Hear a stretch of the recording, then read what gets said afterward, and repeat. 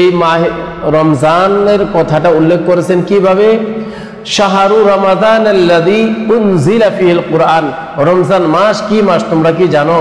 রমজান মাস সেই মাস, শাহরু রমাদান আল্লাযী, রমজান মাস সেই মাস, ওই মাসকে বলা হয় উনজিলা ফীহিল কুরআন, যে মাসের মধ্যে এই শ্রেষ্ঠ কিতাবটা অবতীর্ণ করা হয়েছে, নাজিল করা হয়েছে, সেই মাস হইল রমজান মাস। সুবহানাল্লাহ।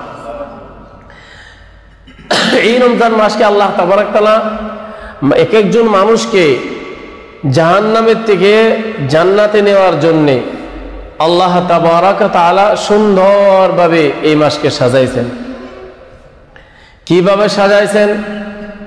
এই মাসের মধ্যে এই রমজান শব্দটা হইল রামাজুন। আমি গত সপ্তাহ বলছি যে পুইরা সারখার করে দেওয়া, যেভাবে আগুনে কোনো জায়গায় লাগলে কোনো কিছু মানে না, সব কিছু জ্বালায়া পুইরা সারখার করে দেয়, এইভাবে রমজান মাসের মধ্যে মানুষের জিন্দেগির গুনাহ সব কিছু পুইরা সারখার করে দেয়। সুবহানাল্লাহ। এই রমজান মাসকে আল্লাহ তাবারক তাআলা নিজের বান্দার জন্য এত সুন্দর করে সাজাইলেন।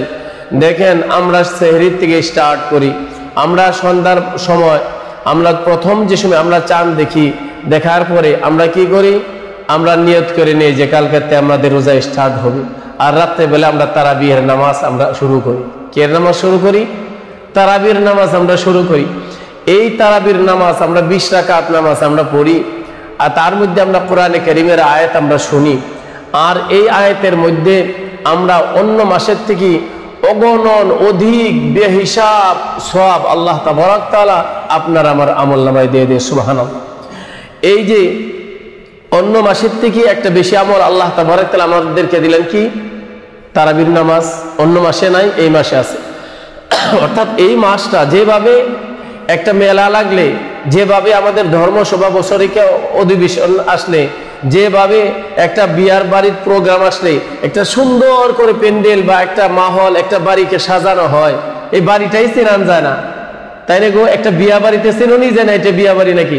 একটা বাজার, একটা টাউন, সেই জায়গায় যদি এই যে কতদিন আগে এই যে পাঠশালা হয়ে গেল, সাহিত্য সভা, পাঠশালায় চেনা যায় না, এত সুন্দর লাইটের ব্যবস্থা, এত সুন্দর সুন্দর প্যান্ডেল, এত সুন্দর সুন্দর দোকান, বা কি আচরিত ওই সময়টুকু। আল্লাহ তাবারক তাআলা এই 11 মাস থেকে ভিন্ন এই রমজান মাসের মধ্যে এত সুন্দর করে সাজাইলেন। স্টার্ট প্রথমেই আপনার কি 20 রাকাত তারাবির নামাজ, এটা অন্য কোনো মাসের মধ্যে পড়লে চলবে না। যদি আপনি বলেন যে না, আমি রমজান মাসের বাইরে আমি সুস্থ থাকি, ঠান্ডার দিন থাকে, আমি ভালো থাকি, আমি আরো 40 রাকাত করব, অন্য মাসে চলবে না। এই মাসকে আপনার আমার জন্য আল্লাহ তাআলা সাজাইছেন, 20 রাকাত তারাবির নামাজ দিলেন। তারপরে স্টার্ট করেন তারাবির নামাজ পড়ে। দেখেন, তারাবির নামাজ যে আমরা পড়ি, পড়ার সময় এই মাসকে আল্লাহ তাবারক তাআলা বলেছেন সবরের মাস, ধৈর্যের মাস। কেন? মনে চায় না রোজা রাখার পরে তারাবি পড়তে, 20 রাকাত নামাজ 8 রাকাত পড়ার পরেও শরীরটা ওজন হয়, 16 রাকাত পড়ার পরে মনে চায় না, কিন্তু 20 রাকাত যে সময় শেষ হয়ে যায়, যে সময় শেষ হওয়ার মসজিদ থেকে আমরা বার হই সালাম ফিরাই 20 টাকাতে, মনটা এত সুন্দর খুশি হয় আর এত ভালো লাগে যে আগামী আরো যদি 2 মাস আল্লাহ রোজা দিত, তাও আরো 20 টাকার তারাবির নামাজ পড়তাম, শরীরে বাঁচত না, এরকম অনুভব হয় যারা 100 তারাবির নামাজ মন দিয়ে পড়ে। তাই না গো? তাই হয়। 20 রাকাত পড়লাম, পড়ার পরে বাড়িতে যাই, একটু আরাম করি, সেহরি আমরা খাই। আল্লাহ রাসূল সাল্লাল্লাহু আলাইহি ওয়াসাল্লাম বলেছেন, তাসাহহারু ফাইন্না সুহুরি বারাকাতুন, তোমরা সেহরি খাও, সেহরির মধ্যে আল্লাহ তাবারক তাআলা বরকত দিয়েছে। সুবহানাল্লাহ। বরকতই বরকত রোজার মাস। আমরা সেহরির জন্য উঠলাম, সেহরি খাইলাম, এই খানার হিসাব আল্লাহ তাবারক তাআলা নেবেন না। সুবহানাল্লাহ। নিবেন তো না, নিবেন তো নাই, কিন্তু আল্লাহর নবী বলতেছেন সেহরির মধ্যে বরকত আছে, এর মধ্যে বরকত। এই সেহরি খাওয়ার মধ্যে গুনাহ মাফ আছে, এই সেহরি খাওয়ার মধ্যে তোমার বাড়ি, তোমার ক্ষেত খামার, তোমার জিন্দেগির মধ্যে আল্লাহ তাবারক তাআলা বরকত দিব। এর জন্য সময় মতে তোমরা সেহরি খাও। সেহরির মধ্যে আল্লাহর পয়গম্বর সাল্লাল্লাহু আলাইহি ওয়াসাল্লাম আরেকটা বস্তু বাড়াই দিয়েছেন, শুধুমাত্র সাজাইছেন আমাদের জন্য। কি বাড়াইছেন? তোমরা সেহরি খাও, যাই খাও, কিন্তু সেহরির মধ্যে তোমরা খেজুর খাও। সেহরির মধ্যে কি খাও? খেজুর খাও। আমরা যতই কিছু খাই না কেন, 2-3টা খেজুর আমরা এক্সট্রা রাখি, খাওয়ার পরে আমরা খেজুর খাই। এর মধ্যে আল্লাহর নবীর সুন্নত রয়েছে, এর মধ্যে বরকত রয়েছে। আমরা সেহরি খাওয়ার পরে আমরা কি করব? আমরা খেজুর খাবো। কি খাবো? খেজুর খাবো। যেভাবে আল্লাহ রাসূল সাল্লাল্লাহু আলাইহি ওয়াসাল্লাম কি করেছেন, খেজুর দিয়া ইফতার করেছেন। এইভাবে সেহরি দিয়াও আল্লাহ তাআলা সেহরি খেয়েছেন খেজুর দিয়ে। তো আমরা সেহরি খাইলাম, সেহরি খাওয়ার কোনো হিসাব নাই। আমরা যত বেশি খাই না কেন আল্লাহ তাবারক তাআলা এর মধ্যে শুধুমাত্র বরকত দিবেন, কোনো হিসাব নেবেন না। তারপরে আসলো আমাদের সেহরি খাওয়ার পরে আমরা রাত্রে বেলায় যদি আমরা নামাজ পড়ি, এই মাসের মধ্যে এক একটা সময় আল্লাহ তাবারক তাআলা এত সুন্দর করে রেখেছেন যে তোমাদের জন্য 24টা ঘন্টায় আমি আল্লাহ এই মাসটাকে আমি এইভাবে সাজাইলাম, যাও তোমাদের জন্য জাহান্নামের দরজা আমি বন্ধ করে দিলাম। গুল্লিকাত আবওয়াবু জাহান্নাম, তোমাদের জন্য দিন রাত 24 ঘন্টায় পুরাটা মাসই, 1 ঘন্টা না 2 ঘন্টা, 1 রাত না 2 রাত না, এই পুরা মাস তোমাদের জন্য আমি কি করলাম, গুল্লিকাত আবওয়াবু জাহান্নাম, জাহান্নামের সবটি দরজা তোমাদের জন্য আমি বন্ধ করে দিলাম। শুধুমাত্র বন্ধ করলাম কি না, ওয়াফতিহাত আবওয়াবুল জান্নাহ, আর তোমাদের জন্য এই সারাটা মাসে আমি দুনিয়ার মধ্যে তো সাজাইলাম আমি আল্লাহ, তোমাদের জন্য জান্নাত তো সাজাই রাখলাম, তোমাদের জন্য জান্নাতের 8টা দরজা আমি খোলা করে রাখলাম, পুরা মাস এই জান্নাতের দরজা খোলা থাকবে। সুবহানাল্লাহ, কত সুন্দর সাজাইলেন। তারপরে আল্লাহ তাবারক তাআলা বলতেছেন, ও সুলসিলাতি শায়াতিন, যারা খারাপ জিন্নাত আছে, শয়তান আছে, তাদেরকে আমি বন্ধ করে দিলাম, তাদেরকে বন্দী করে দিলাম। যার জন্য তো রোজার মাসের মধ্যে যারা বন্দী থাকে, কিছুগুলা মানুষ নামাজি হয়ে যায়, কিছুগুলা মানুষ রোজা নেওয়ালা হয়ে যায়, কিছুগুলা মানুষ তারাবি পড়নেওয়ালা হয়ে যায়, ইবাদত করনেওয়ালাও মানুষ বৃদ্ধি হয়ে যায়। আল্লাহ তাআলা শয়তানকে বন্দী করে দেয়। শয়তানকে কি করে, বন্দী করে দেয়। কেন? আপনার আমার জন্য এই মাসকে আল্লাহ সাজাইছেন। দেখবেন এই যে সময় কোনো একটা বস্তু সাজানি হয়, কিছুগুলো বস্তু নন্ট্রি মেরে দেয়, এই রাস্তা দিয়ে যাওয়া বন্ধ, ওই সাইডে যাওয়া যাব না, এই সাইডে অমুক ডিপার্টমেন্ট, ওই সাইডে অমুক ডিপার্টমেন্ট, ওই সাইডে অমুক ডিপার্টমেন্ট। আল্লাহ তাবারক তাআলা এইভাবে সাজাইছেন, জাহান্নাম বন্ধ, জান্নাতের দরওয়াজা খোলা, শয়তানরা বন্ধ থাকবো, আমার বান্দারা ইবাদত করব, আর জান্নাত কিনে নেব, তারা এক একটা জান্নাতের তারা মালিক হব। আর শুধুমাত্র তাই না,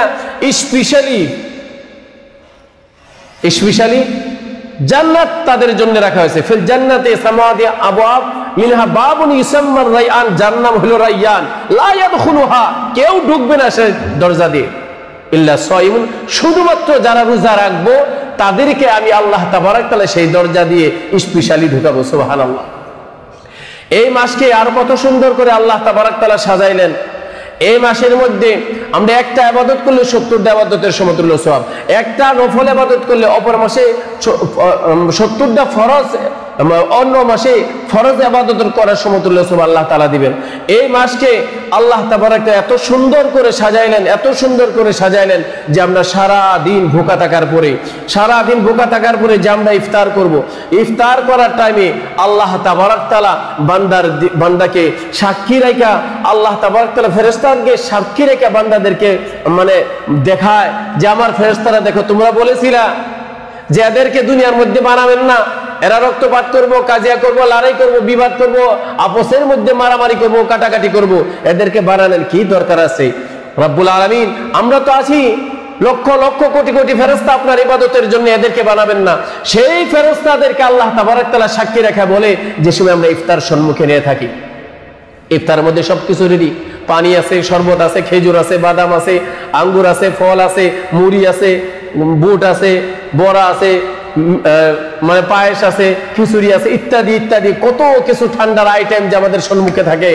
1 সেকেন্ড বাকি, কিন্তু আল্লাহর একজন বান্দা কোন একটা বস্তুর মধ্যে হাত লাগায় না। সুবহানাল্লাহ। আল্লাহ তাআলা ফেরেশতাদেরকে ডাকিয়ে জিজ্ঞাসা করে, তোমরা দেখতেছো? আচ্ছা, তারা কি তোমাদেরকে দেখতেছে বা আমি আল্লাহকে দেখতেছে? বলে না। তাহলে সাক্ষী থাকো, এই বান্দাদেরকে তোমরা আমাকে বানানোর জন্য বারণ করেছিলাম, মানা করেছিলাম, দেখো কেন তারা খাইতেছে না? বলে আপনাকে বিশ্বাস করি, আপনার হুকুম পালন করার জন্য, আপনাকে মেনে জান্নাতের আশায় পিপাসায় তাদের জিহ্বা বের হয়ে আসতেছে, তাদের কলিজা শুকায় গিয়েছে, সব কিছু সম্মুখে আছে, বাধা দেওয়ার মতো সম্মুখে কেউ নাই, কিন্তু তারা একটা বস্তুর মধ্যে হাত দিতেছে না। সুবহানাল্লাহ। আল্লাহ তাআলা বলতেছে, তোমরা সাক্ষী থাকো, এই বান্দাদের যে সওয়াবের বদলা, এর যে বদলা, এর যে পুরস্কার আমি আল্লাহ স্বয়ং নিজে হাতে তাদেরকে দিব। সুবহানাল্লাহ। আল্লাহ রাসূল সাল্লাল্লাহু আলাইহি ওয়াসাল্লাম বলেছেন, হাদিসে কুদসির মধ্যে আছে, লিস-সাইমি ফারহাতান, ফারহাতুন ইনদা ফিতরিহি ওয়া ফারহাতুন ইনদা লিকাই রাব্বিহি। এই জন্য আল্লাহর পয়গম্বর বলেছেন যে রোজাদারের জন্য দুইটা খুশি। কয়টা খুশি? দুইটা খুশি।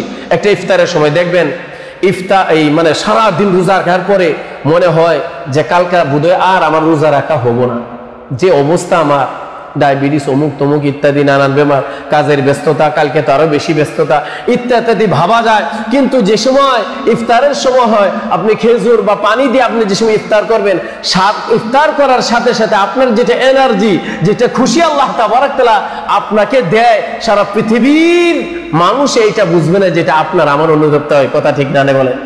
আল্লাহ রাসূল সাল্লাল্লাহু আলাইহি ওয়াসাল্লাম এই জন্য বলেছেন রোজাদারের জন্য দুইটা খুশি। একটা হলো ইফতারের সময়, ইফতার করার পরে যেটা খুশি অনুভব হয়, যেটা এনার্জি আসে, তখন মনে হয় আরো 3 মাস যদি আল্লাহ রোজা বাড়ায় দেয় তাও শরীরের মধ্যে লাগবে না। সুবহানাল্লাহ। এই যে খুশি, এই খুশি কোনো বেরোজগার যদি বলা হয়, তাকে যদি তাফসীর করে বলা হয়, সে কি বুঝবো কি গো? যদি রোজা রাখে নাই, যদি আইসা ইফতার করে, এরকম আছে না নাই যে সারাদিন রোজা রাখে নাই কিন্তু রোজদারের জিয়াফত সমাজের থেকে দিয়ে গেছে, পায়ে গেছে, কিন্তু কি করে ইফতার সারবার যায় আর কয় রোজা রাখি নাই, ইফতার না করে কি আর জাহান্নামে যাবো নাকি? কমতে কম ইফতারটা তো করি, তাই না গো? রোজা রাখে না, ইফতার করে। আছে না না এরকম মানুষ? বহুত আছে। আমাদের এলাকায় একজন আছে, সারা জীবন রোজা রাখে না, কিন্তু ইফতারের সময় এরকম বড় বড় ডায়লগ দেয়, আজকের দিনটা খুব গরম গেছে গো, খুব পেরেশান হয়েছে, সেহরি খাওয়ার টাইম পেলাম না। সবাই জানে যেমন কিন্তু রোজা রাখে না, কিন্তু ইফতারের সময় বড় বড় লেকচার মারে, আর খুব কষ্ট হইলো, এইবারকার রোজা অমুক হইলো তমুক হইলো, এবার রোজা এইভাবে গেতাছে, আগন্তুক রোজা এইভাবে, খুব ভাষণ দেয় ইফতারটা সুন্দর করে। আচ্ছা, এ যে ইফতার করে মজা পাবো আর একজনের রোজাদার যে ইফতার করে মজা পাবো, সমান কি হবো কি গো? এর কাছে তো এই যে ইফতার গুলা ঘাস মনে হবো, ঘাস মনে হবো না। আর যে রোজাদার, একচুয়ালি যে রোজাদার, চার যেটা খুশি, এই খুশির তো কোনো তুলনা নাই। যারা রোজা রাখে তারাই বুঝে। দ্বিতীয় হলো খুশি কি, যে দুইটা রিওয়ায়াত করেছেন মুফাসসিরিনে কেরাম এই জায়গার মধ্যে।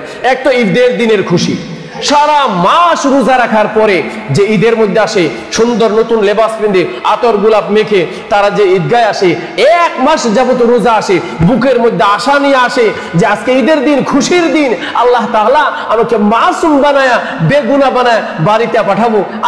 1 মাস কষ্ট করছি, সেহরি খাইছি, তারাবির নামাজ পড়ছি, মনে চায় নাই তবু পড়েছি, কত কষ্ট করেছি, রাতে উজাগার করেছি, রাতে তাহাজ্জুদের নামাজ পড়েছি, সেহরি খাইছি, ফজরের নামাজ, ইশার নামাজ জামাতে পড়েছি, ঠান্ডা গরম কোনো অনুভব করি নাই। আজকে ঈদের দিন কত খুশি তার ঈদগায় আসে। কথাটা ঠিক না গো?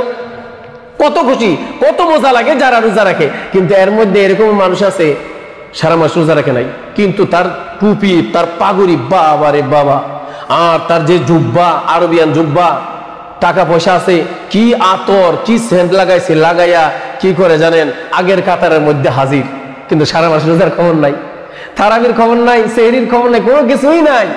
কিন্তু এইভাবে এদিকে আসে না নাই? আসে না গো? কথা কেন না? তার মানে বিলকুল আসে না নি? আসে না? 2-1 জন আসে না নাই? আছে।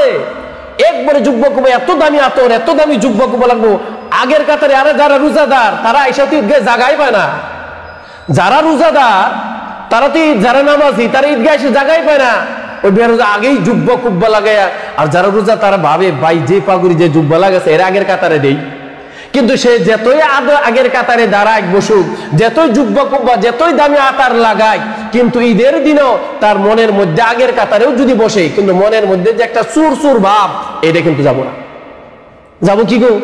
তার মনে একটা চুরচুর ভাব আছে, যদিও আগের কাতারে খাড়া হইছি, যদিও জুব্বা কুব্বা আছে, যদিও পাগুড়ি আছে, সারা মাস কিন্তু রোজা রাখি নাই ভাই, একটা চুরচুর ভাব আছে না নাই? তার কিন্তু সেই খুশি নাই। খুশি হইলো কার? যে সারা মাস রোজা রাখছে। তো আমার বলার ছিল যে আল্লাহ তাবারক তাআলা এই মাসটাকে এত সুন্দর করে সাজাইলেন, শুধুমাত্র জান্নাতের দরজা খোলা না, জাহান্নামের দরজা বন্ধ না, শুধুমাত্র সেহরির মধ্যে বরকত না, তারাবির মধ্যে বরকত না, নামাজের বরকত না, আল্লাহ তাআলা আগে গিয়ে আরো আমাদের জন্য সাজাইছেন। কি সাজাইছেন?